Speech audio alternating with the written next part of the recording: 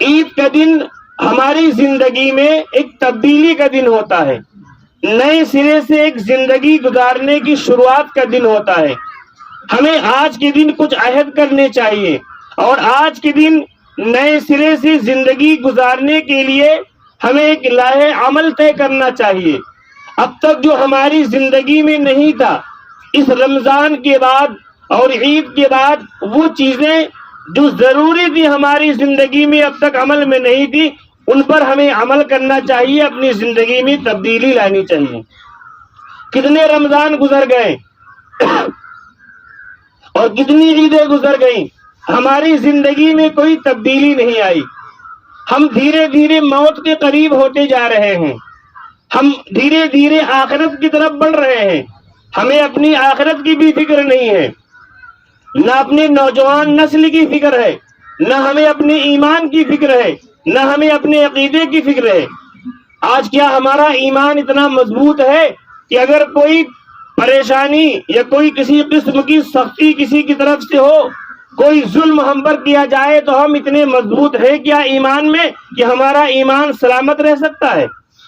ہمیں اپنے بچوں کی ایسی تربیت کرنی چاہیے، ایسی پرورش کرنی چاہیے، ان کے دل و دماغ میں ایمان کی اور عقیدے کی اتنی محبت بٹھا دی جائے، وحدانیت کی تعلیم ان کو دی جائے، اللہ کی بڑائی اور کبریائی اور اللہ سے ہونے کا یقین ان کے دلوں میں اتنا بٹھایا جائے کہ ہمارے بچے بھوکے تڑپ تڑپ کر دم توڑ سکیں، ہمارے بچے مشکلات کا سامنا کر سکیں، اپنی جان آسانی سے دے سکیں، لیکن اللہ کی رسول کی غلامی سے کوئی سودا نہ کر سکے، کسی کے سامنے جھک نہ سکے۔ اگر کوئی ہمارا ایمان خریدنا چاہے اور کوئی ہم سے ہمارا ایمان چھیننا چاہے، کوئی ہم سے اللہ اور اللہ کے رسول کے طریقے سے ہٹنے کے لیے مجبور کرے، کوئی ہمارے ایمان کو عقیدے کو نشانہ بنائے اور کوئی ہمیں مسلمان نہ رہنے دینے کی قسمیں کھائے، کوئی ہم پر ظلم کرے، زیادتی کرے، ہمیں مٹانے پر تل جائے، ہمیں ختم کرنے اور نابود کرنے کی کوشش کرے، تو ہم اتنے مضبوط ہوں اپنے ایمان میں، ہم اتنے مضبوط ہوں اپنے عقیدے میں، اللہ کی ذات پر اتنا ایمان اور یقین مضبوط ہو ہمارا کہ ہم پتھروں سے ٹکرا سکے، ہم پہاڑ سے ٹکرا سکے، ہم اپنے بچوں کو بھوک سے تڑپ تڑپ کر اینیاں رگڑ کر مرتا دیکھ سکے، لیکن محمد الرسول اللہ کی غلامی سے انکار نہ کر سکے۔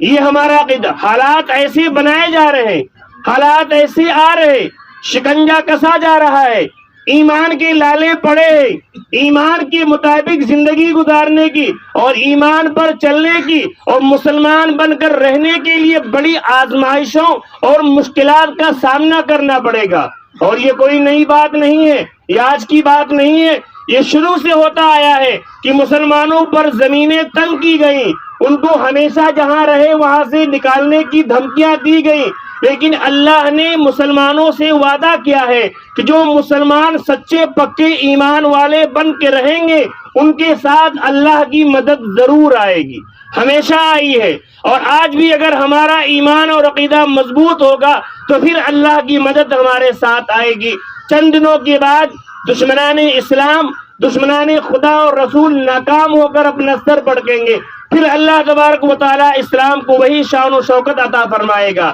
آج جو ہماری بے عزتی ہو رہی، آج جو ہماری رسوائی ہو رہی، قدم قدم پر ہم کو ذلیل کیا جا رہا، ہماری وجہ سے ہم نے اسلام چھوڑ دیا، ہم نے کاروبار کی، تجارت کیا تو ہم نے اسلام کی پرواہ نہ کی، اسلام کے اصولوں کے مطابق پرواہ نہ کی، ہم نے غیروں کی طرح ملاوٹ شروع کر دی، ہم نے بھی جھوٹ بولنا شروع کر دیا، ہم نے بھی کم ناپنا کم تولنا شروع کر دیا، ہم نے بھی بے ایمانی کرنی شروع کی، اس لیے حالات ہمارے ساتھ آج آئے ہیں۔ ہم جب سچے پکے ایمان والے بنیں گے پھر اللہ کی مدد ہمارے ساتھ آئے گی، اور اگر ہمارا ایمان مضبوط نہیں ہوگا، ہم لاپرواہی کی زندگی گزارتے رہیں کہ بس دنیا میں آئے جیسے چاہیں ویسے کما لے، جیسے چاہیں ویسے کھا لے، ہم نے ایمان کی فکر نہ کی، ہم نے اپنے بچوں کی مستقبل کی فکر نہ کی، تو آنے والے دنوں میں اس سے برے حالات آ سکتے ہیں ہمارے ساتھ۔ ہم اپنے بچوں کو دینی تعلیم دیں، اس کے ساتھ انہیں دنیاوی تعلیم جس کو کہا جاتا ہے، اس تعلیم سے بھی ان کو آراستہ کریں، اس لیے کہ بہت ضرورت ہے کہ ہمارے بچے ڈاکٹر بھی بنے, ہمارے بچے انجینئر بھی بنے, ہمارے بچے وکیل بھی بنے. آج حالات یہ ہیں کہ کوئی ہمارے کیس لینے کے لیے تیار نہیں, اور ہمارا روب دبدبہ شان و شوکت اتنی ختم ہو گئی, اتنے ذلیل اور رسوا ہو رہے ہیں کہ اپنی کالونی میں کوئی ہمیں مکان دینے کے لیے تیار نہیں, اپنی پلاٹنگ میں ہمیں ہمارے ہاتھ کوئی زمین فروخت کرنے کے لیے تیار نہیں. یہ حالات ہم مسلمانوں پر آئے, لہذا ہمیں جاگنا ہوگا, ہمیں بیدار ہونا ہوگا, ہمیں اپنے بچوں کو یوں ہی آوارہ نہیں چھوڑنا ہوگا, ان کی تعلیم و تربیت کی فکر کرنی ہوگی. ہم میں سے ہر ایک چاہتا ہے کہ ہم جب اپنی بیوی اور بہن کے آپریشن کے لیے جائیں, الٹرا ساؤنڈ کے لیے جائیں, تو کوئی لیڈی ڈاکٹر مل جائے. ہم جب اپنی بچیوں کو پڑھائیں گے نہیں, ہم جب اپنے بچوں کو آگے بڑھائیں گے نہیں, تو ہمیں ایماندار ڈاکٹر کہاں سے ملیں گے, ہمیں ایماندار وکیل کہاں سے ملیں گے, ہمیں ایماندار انجینئر کہاں سے ملیں گے. لہذا ہم میں سے ہر ایک مسلمان یہ طے کرے کہ ہم کم کھا لیں گے, بھوکے رہ لیں گے, کم اچھے کپڑے پہن لیں گے, لیکن اپنے بچوں کو تعلیم ضرور دلائیں گے. اور یہ نہیں کہیں گے کہ نوکری نہیں ملتی ہے. آپ نوکری کے لیے تعلیم دلانے کی کوشش نہ کیجیے, آپ اپنے بچوں کو مہذب بنانے کے لیے, آپ اپنے بچے کے اندر انسانیت پیدا کرنے کے لیے تعلیم دلائیے. آپ کا بچہ نوکری نہیں ملے گی, لیکن پڑھ لکھنے کے بعد, اعلیٰ تعلیم حاصل کرنے کے بعد آپ کا بچہ اچھا انسان تو بنے گا, اچھا شہری تو بنے گا.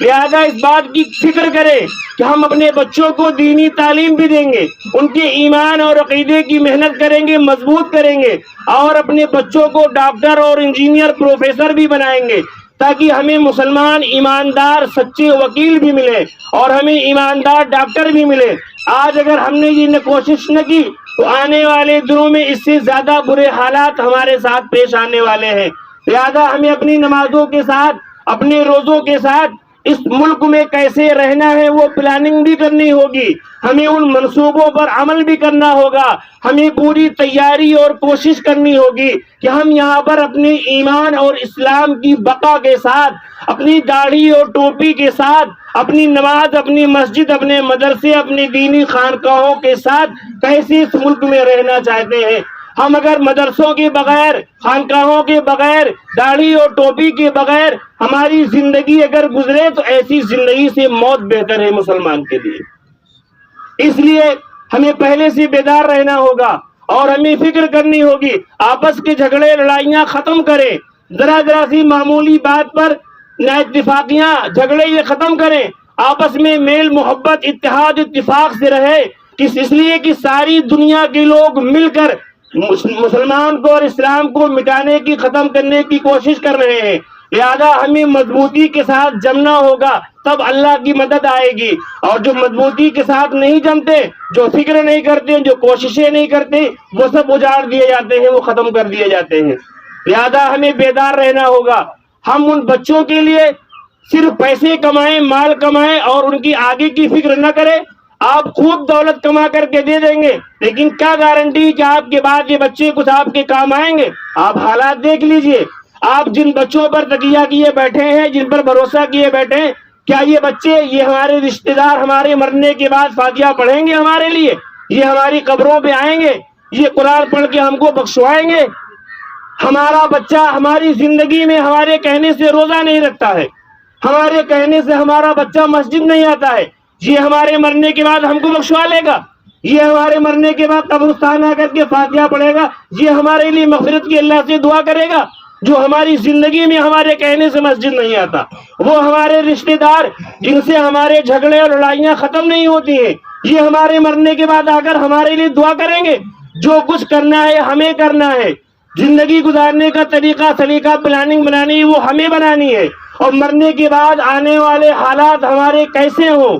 اس کے لیے بھی ہمیں ہی کوشش کرنی ہوگی. ہمیں اپنی زندگی میں نیک اعمال کرنے ہوں گے, صدقہ خیرات حج و زکات ادا کرنی ہوگی. ان پر بھروسہ کر کے ہم نہیں بیٹھ سکتے. جو ہماری زندگی میں ہمارا کہنا نہیں مانتے، ہم کو رلاتے ہیں، جو ہماری دوا علاج کے لیے پیسے خرچ کرنے پر 25 کونے کا منہ بناتے ہیں، وہ ہمارے مرنے کے بعد 2-4-10 دن کے بعد ہمیں بھول جائیں گے، کوئی ہم سے ملنے نہیں آئے گا، قبرستان کے بغل سے 2 مرتبہ دن مرنے گزریں گے، لیکن 2 منٹ کا موقع نہیں ہوگا کہ گاڑی کا اسٹینڈ لگا کر ابا کی قبر کے پاس بیٹھ کر کے ہم 10 منٹ 5 منٹ کچھ پڑھ کر کے بخش دے، جس ماں باپ نے اتنی محبتوں اور پیار سے ہمیں پالا تھا۔ ہم کس بھولے میں پڑے ہیں، ہم کس خواب خرگوش میں مصروف ہیں؟ پوچھو آج جس قبرستان کے بغل سے گزر کے آئے، دیکھو ان کے حالات،